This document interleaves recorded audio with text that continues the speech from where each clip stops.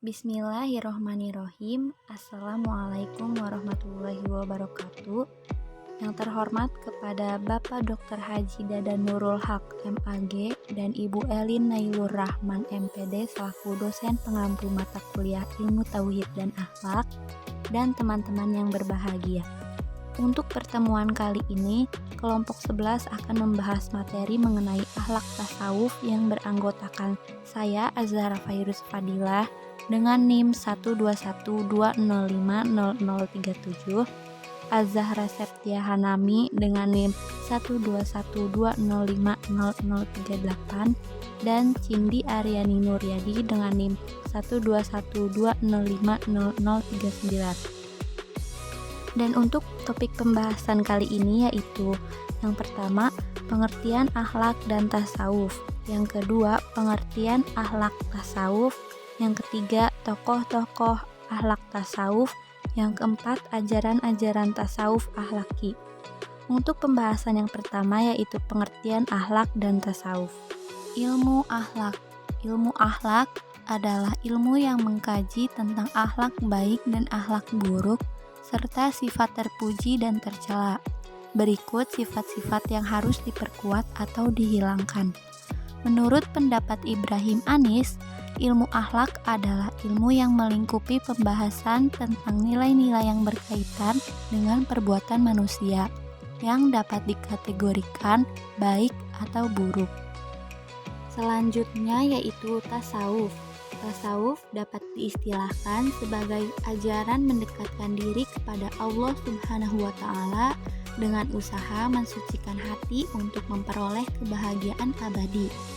Sedangkan orang-orang yang mendalami ilmu tasawuf dikenal dengan istilah sufi. Hingga detik ini, para ulama masih berselisih paham terkait definisi kata tasawuf secara bahasa atau etimologi. Ada yang menyebutnya sebagai sufah, serambi tempat duduk, safa, suci bersih, suf, pakaian dari bulu domba, saf, barisan, dan sufanah, kayu yang tumbuh di padang pasir.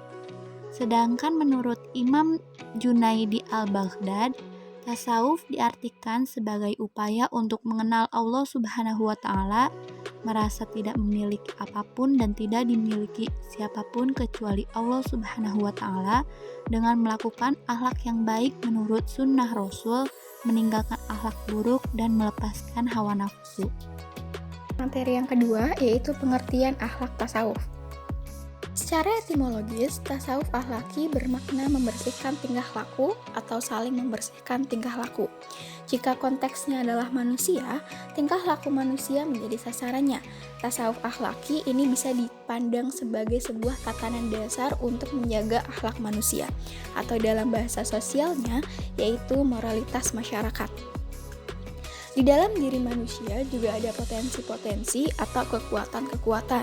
Ada yang disebut dengan fitrah yang cenderung kepada kebaikan, ada juga yang disebut dengan nafsu yang cenderung kepada keburukan. Jadi, tasawuf akhlaki yaitu ilmu yang mempelajari pada teori-teori perilaku dan perbaikan akhlak. Yang ketiga, ada tokoh-tokoh akhlak tasawuf. Tokoh-tokoh akhlak tasawuf yang pertama yaitu Hasan al-Bashri. Menurut pandangannya, tasawuf merupakan ajaran untuk menanamkan rasa takut di dalam diri setiap hamba dan senantiasa mengingat Allah Subhanahu wa Ta'ala. Beliau berpendapat bahwa dunia adalah ladang beramal, banyak duka cita di dunia dapat memperteguh amal soleh. Yang kedua ada al-Muhasibi. Menurut beliau, tasawuf berarti ilmu yang mengajarkan untuk selalu bertakwa kepada Allah Subhanahu wa Ta'ala, menjalankan kewajiban sebagai seorang hamba, dan meneladani akhlak Rasulullah SAW. Beliau juga berpendapat ada 3 hal yang perlu ditekankan untuk membersihkan jiwa dan mencapai jalan keselamatan, yaitu yang pertama melalui ma'rifat atau mengenal Allah Subhanahu wa Ta'ala dengan mata hati, yang kedua ada khauf atau rasa takut, dan yang ketiga ada raja atau pengharapan. Tokoh yang ketiga yaitu Al-Qushairi. Ajaran tasawuf Al-Qushairi didasarkan pada doktrin Ahlus Sunnah wal Jamaah dan berlandaskan ketauhidan. Beliau mengadakan pembaharuan di ajaran tasawuf dengan menentang keras doktrin-doktrin aliran Karomiyah, Syiah, Mu'tazilah, dan Mujassamah. Ia juga menjelaskan pembeda antara zahir dan batil, syariat dan hakikat. Menurutnya, tidak haram jika seseorang menikmati kesenangan dunia, asalkan tetap berpegang teguh kepada Al-Quran dan As-Sunnah. Yang terakhir ada Al-Ghazali. Seperti halnya Al-Qushairi, Al-Ghazali juga berupaya mengembalikan ajaran tasawuf yang sesuai syariat agama dan bersih dari aliran-aliran asing yang menyesatkan Islam.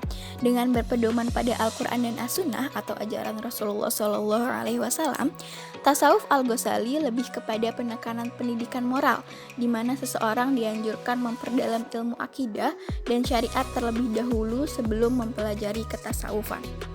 Untuk materi yang selanjutnya yaitu mengenai ajaran tasawuf al-laki. Tasawuf al-laki adalah suatu ajaran yang menerangkan sisi moral dari seorang hamba dalam rangka melakukan taqarrub kepada Tuhannya dengan cara mengadakan riyadah atau pembersihan diri dari moral yang tidak baik, karena Tuhan tidak menerima siapapun dari hambanya kecuali yang berhati salim atau terselamatkan dari penyakit hati. Isi dari ajaran tasawuf al-laki yaitu yang pertama ada tahali. Tahali atau penarikan diri berarti menarik diri dari perbuatan-perbuatan dosa yang merusak hati. Definisi lain mengatakan bahwa tahali adalah membersihkan diri dari sifat-sifat tercela dan juga dari kotoran atau penyakit hati yang merusak. Tahali dapat dinyatakan menjauhkan diri dari kemaksiatan, kemewahan dunia, serta melepaskan diri dari hawa nafsu yang jahat. Semua itu adalah penyakit hati yang merusak.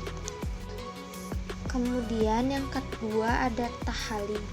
Secara etimologi, kata tahali berarti berhias.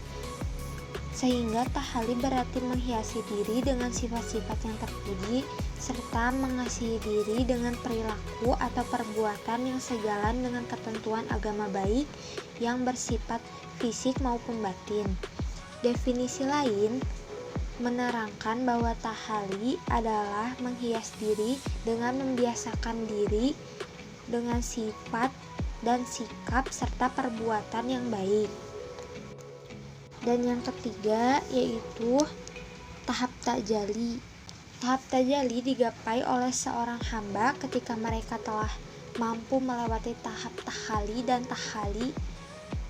Hal ini berarti untuk menempuh tahap tajalli, seorang hamba harus melakukan suatu usaha serta latihan-latihan kejiwaan atau kerohanian, yakni dengan membersihkan diri dari penyakit-penyakit jiwa seperti berbagai bentuk perbuatan maksiat yang tercela, kemegahan dan kenikmatan dunia, lalu mengasihi dengan perbuatan-perbuatan, sikap dan sifat-sifat yang terpuji, memperbanyak zikir, ingat kepada Allah, memperbanyak ibadah, dan menghiasi diri dengan amalan-amalan mahmudah yang dapat menghilangkan penyakit jiwa dalam hati atau diri seorang hamba.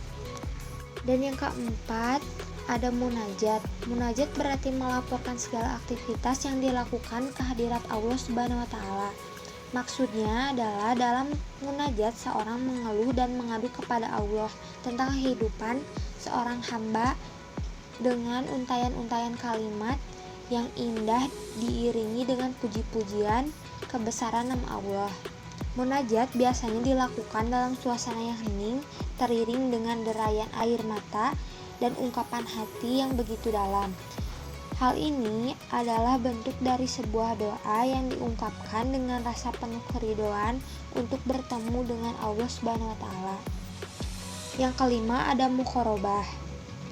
Muqarabah menurut arti bahasa berasal dari kata raqib yang berarti penjaga atau pengawal.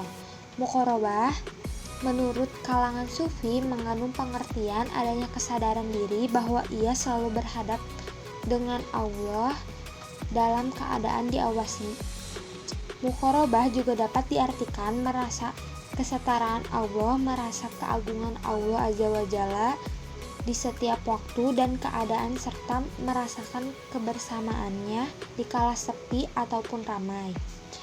Dan yang terakhir ada muhasabah. Muhasabah didefinisikan dengan meyakini bahwa Allah mengetahui segala pikiran, perbuatan, dan rahasia dalam hati yang membuat seseorang menjadi hormat, takut, dan tunduk kepada Allah. Sikap muhasabah adalah salah satu sikap mental yang harus ditanamkan dalam diri dan kejiwaan agar dapat meningkatkan kualitas keimanan kita kepada Allah Subhanahu wa taala, sehingga sikap mental yang kita dapat meningkatkan kualitas ibadah kepada Allah Subhanahu wa taala dan membuka jalan untuk menuju kepada Allah Subhanahu wa taala. Dari pemaparan materi yang kami sampaikan, kami dapat menarik kesimpulan bahwa ilmu akhlak adalah suatu ilmu yang membahas persoalan yang bernilai baik atau buruk, lalu mengemukakan teori-teori yang dapat dijadikan tuntutan untuk melakukan perbuatan baik, serta petunjuk mengenai cara-cara menghindari perbuatan buruk. Tasawuf akhlaki merupakan kajian ilmu yang sangat memerlukan praktik untuk menguasainya.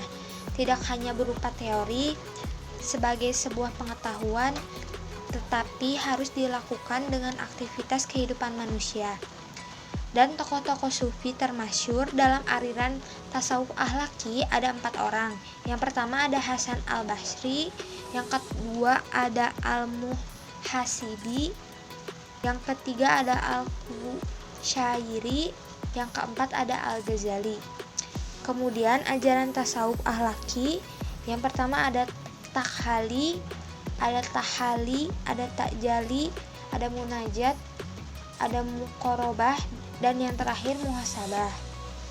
Mungkin cukup sekian yang dapat kami sampaikan. Mohon maaf bila ada kesalahan kata ataupun kalimat. Wassalamualaikum warahmatullahi wabarakatuh.